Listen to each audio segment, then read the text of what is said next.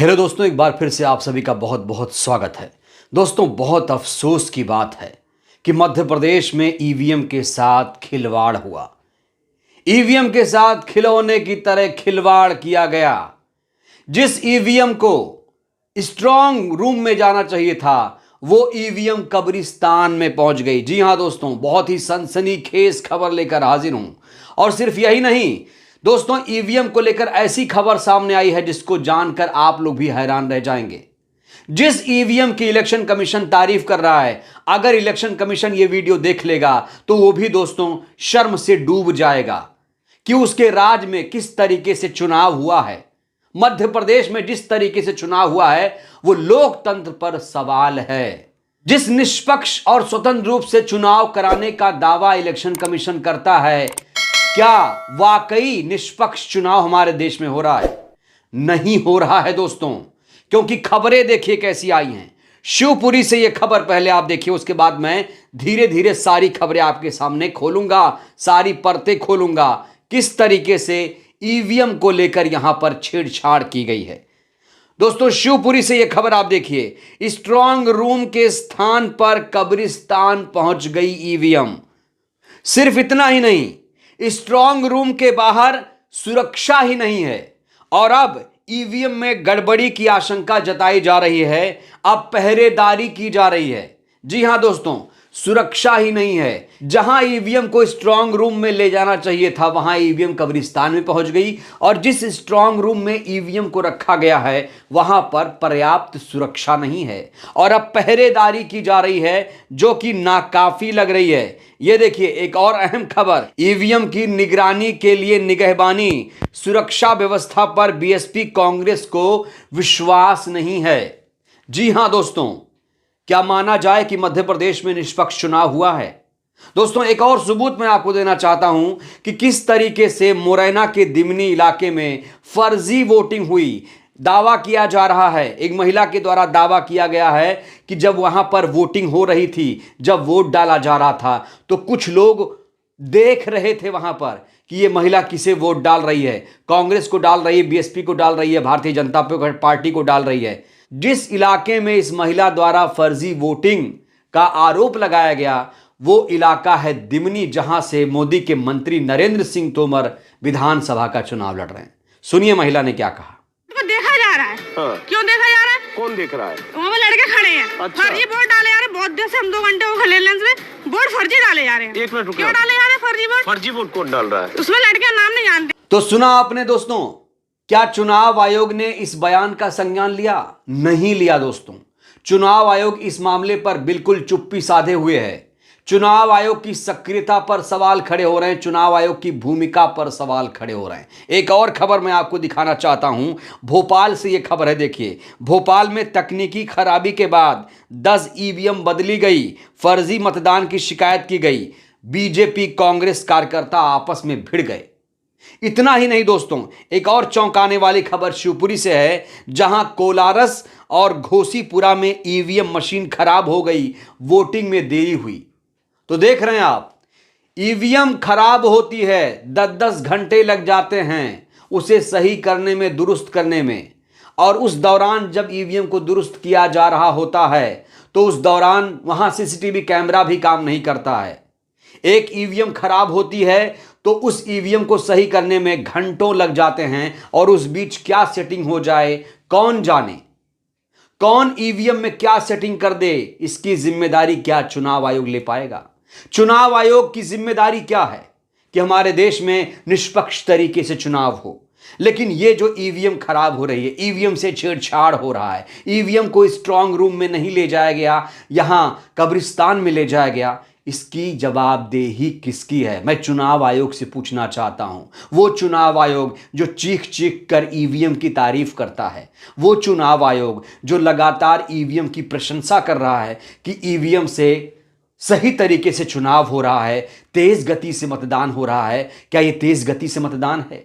एक मतदाता जो वोटिंग करने के लिए अपने मतदान केंद्र पर पहुंचा, उसे घंटों इंतजार करना पड़ा, क्योंकि जिस ईवीएम के बटन को उसे दबाना था वो ईवीएम खराब थी। और जिस ईवीएम को खराब और जो ईवीएम खराब पाई गई उसे ठीक किया गया, लेकिन 10-10 घंटे लग गए। जहां ठीक किया गया वहां सुरक्षा नहीं है, वहां सीसीटीवी कैमरा नहीं है, तो इसकी जवाबदेही किसकी है? ये जो खबरें छन छन कर आ रही हैं, क्या ये खबरें गलत हैं? दोस्तों, ईवीएम को लेकर लगातार सवाल खड़े हो रहे हैं। लगातार ईवीएम पर विपक्षी पार्टियां आरोप लगा रही हैं कि ईवीएम से गड़बड़ी हो रही है। बैलेट पेपर था तो ठीक था, लेकिन जब से ईवीएम से चुनाव हो रहा है, लोकतंत्र खतरे में आ गया है। लेकिन चुनाव आयोग विपक्षी पार्टियों की जो शिकायत है दोस्तों, सुनने को तैयार नहीं है। दोस्तों, एक बयान आया है सुप्रीम कोर्ट के चीफ जस्टिस ऑफ इंडिया का, डीवाई चंद्रचूड़ साहब का। वो बयान भी मैं आपको सुनाऊंगा। उन्होंने किस तरीके से एक बयान दिया जो काफी सुर्खियों में है, लेकिन जो गड़बड़ी हो रही है, जो शिकायत हो रही है, उसको दुरुस्त क्यों नहीं किया जा रहा है? जब ईवीएम पर विश्वास नहीं है तो ईवीएम को क्यों ढोया जा रहा है? आखिर क्या मजबूरी है? पूरी दुनिया में ईवीएम को जब बैन किया जा रहा है तो यहां ईवीएम से चुनाव क्यों हो रहा है? ये सीधा सा विपक्ष सवाल पूछ रहा है। दोस्तों देखिए, ये खबर पहले देखिए आप। दोस्तों, जो ईवीएम स्ट्रांग रूम के बजाय कब्रिस्तान पहुंची थी, उस पर प्रशासन ने क्या कहा वो दिलचस्प है, सुन लीजिए। प्रशासन ने कहा है कि ये रिजर्व ईवीएम थी। देर रात इनका आवंटित ईवीएम के साथ मिलान किया गया। कांग्रेस प्रत्याशी कुशवाहा का कहना है कि इस मामले की उच्च स्तरीय जांच करेंगे। बाद में प्रशासन की टीम ने पहुंचकर डिस्प्ले किया और इस ईवीएम का उपयोग नहीं किया गया है, जिसके बाद कहा गया कि यह विवाद खत्म हुआ। तो इस ईवीएम का इस्तेमाल नहीं हुआ, यह प्रशासन के द्वारा कहा जा रहा है। क्या जो प्रशासन कह रहा है उसे मान लिया जाए? चुनाव आयोग तो यह कह रहा है कि ईवीएम से सही तरीके से चुनाव हो रहा है। क्या देश की जनता यह मानने को तैयार है?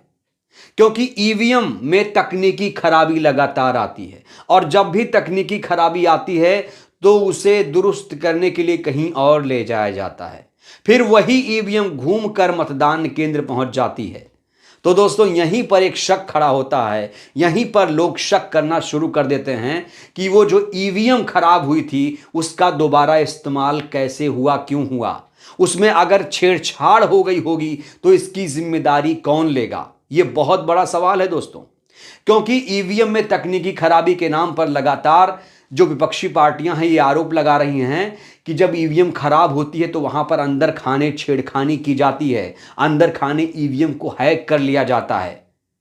ये लगातार आरोप लगे और तमाम तरह की खबरें भी हमने आपको ये दिखाई। ये वो खबर है जो चुनाव आयोग के लिए आईना दिखाने का काम करती है दोस्तों। वो चुनाव आयोग जो आंखें मूंदे बैठा है, जिसको ये नहीं पता कि हमारे देश का लोकतंत्र किस तरीके से चल रहा है, जिस चुनाव आयोग को ये नहीं पता कि देश की जनता ईवीएम के खिलाफ है, विपक्ष पूरा ईवीएम के खिलाफ है, लेकिन चुनाव आयोग अपने धुन में मस्त है।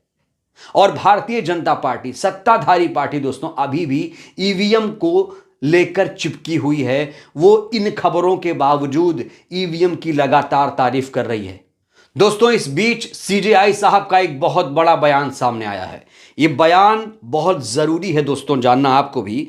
उन्होंने कहा है, मैं कोई जादूगर नहीं हूं जो न्यायालय की या देश की सभी समस्याओं को एक पल में हल कर सकता हूं। दोस्तों, ठीक है सीजेआई साहब, आप जादूगर नहीं हैं, लेकिन आपके हाथ में वो है जो आप लोकतंत्र को सही कर सकते हैं। जो जो चीजें गलत हो रही हैं उसे आप सही कर सकते हैं। आप चुनावी बॉन्ड पर फैसला क्यों नहीं देते? और एडीआर ने जो ईवीएम को लेकर याचिका लगाई है, आप उस पर जल्दी से सुनवाई क्यों नहीं करते? माना सीजेआई साहब, आप जादूगर नहीं हैं, आपके हाथ में कोई जादू की छड़ी नहीं है, लेकिन कुछ पावर तो है ना आपके हाथ में। आप एडीआर की उस याचिका पर संज्ञान क्यों नहीं ले रहे हैं? जो एडीआर की याचिका ये कहती है कि वीवीपैट के पर्चियों की 100% काउंटिंग की जाए, और ये जो चुनाव आयोग एडीआर की याचिका पर जवाब दे रहा है कि ईवीएम से तेज गति से चुनाव हो रहा है, बहुत जल्दी चुनाव हो रहा है, ये सारे दावे धरे के धरे रह गए। मध्य प्रदेश में किस तरीके से मतदाताओं को घंटों इंतजार करना पड़ा, पूरे देश ने देखा। ईवीएम खराब हो जाती है, ईवीएम कब्रिस्तान पहुंच जाती है, और वही ईवीएम दोबारा लौट आती है। इसकी जवाबदेही तय कीजिए और एडीआर की याचिका पर सुनवाई कीजिए।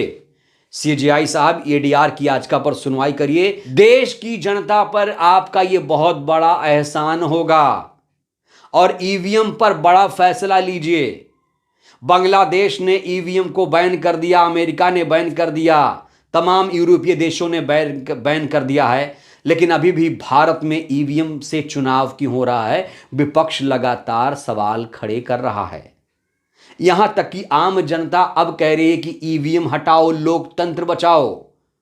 माना सीजेआई साहब आप जादूगर नहीं हैं, लेकिन आप कम से कम एक कृपा करिए इस देश पर कि एडीआर की जो याचिका है उस पर सुनवाई तो करिए, कम से कम जिरह तो करिए।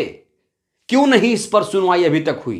तारीख तो 6 नवंबर निकल गया, लेकिन अभी तक वो याचिका वहीं की वहीं धरी हुई है। उस पर कब बहस होगी? क्या 2024 के बाद इस पर सुनवाई करेंगे, जब ईवीएम से चुनाव हो जाएगा? पूरा देश यह जानना चाहता है कि सुप्रीम कोर्ट में एडीआर की याचिका पर सुनवाई कब होगी, कब ईवीएम को बैन किया जाएगा। क्या अब भी सीजेआई के सब्र का बांध नहीं टूटा इन सब खबरों के देखने के बाद भी? दोस्तों, ये वो खबरें हैं जो बेचैन करती हैं देश के लोगों को, क्योंकि सत्ताधारी पार्टी ईवीएम की तारीफ कर रही है, विपक्षी पार्टियां लगातार ईवीएम को लेकर आरोप लगा रहे हैं कि ईवीएम गलत है, ईवीएम से चुनाव नहीं होना चाहिए। और ये खबरें कहीं ना कहीं दोस्तों हैरान कर देती हैं। ये खबरें जो ईवीएम को लेकर आती हैं, जब भी चुनाव होता है इस तरह की जब खबरें आती हैं तो पूरा देश हैरान हो जाता है, बेचैन हो जाता है, क्योंकि पूरा देश चाहता है कि हमारा देश सबसे मजबूत लोकतंत्र बने। और मजबूत लोकतंत्र तभी बनेगा जब सही तरीके से देश में चुनाव होगा, निष्पक्ष चुनाव होगा। तो दोस्तों, सीजेआई साहब भले ही खुद को जादूगर ना माने, लेकिन वो देश के लोकतंत्र के लिए जादूगर साबित हो सकते हैं अगर वो इस एडीआर की याचिका पर जल्दी से जल्दी सुनवाई करें। ना सिर्फ सुनवाई करें, जल्दी से जल्दी इस पर फैसला लें। देश में 2024 में ईवीएम से चुनाव होगा, बैलेट से चुनाव होगा। पूरा देश पसोपेश में है जानने के लिए भाई किससे होगा। कोई तो फैसला हो, कोई तो व्यवस्था हो। क्यों नहीं अभी तक वीवीपैट के पर्चियों की गिनती हो रही है? वीवीपैट की पर्ची क्यों नहीं मतदाताओं तक पहुंच रही है?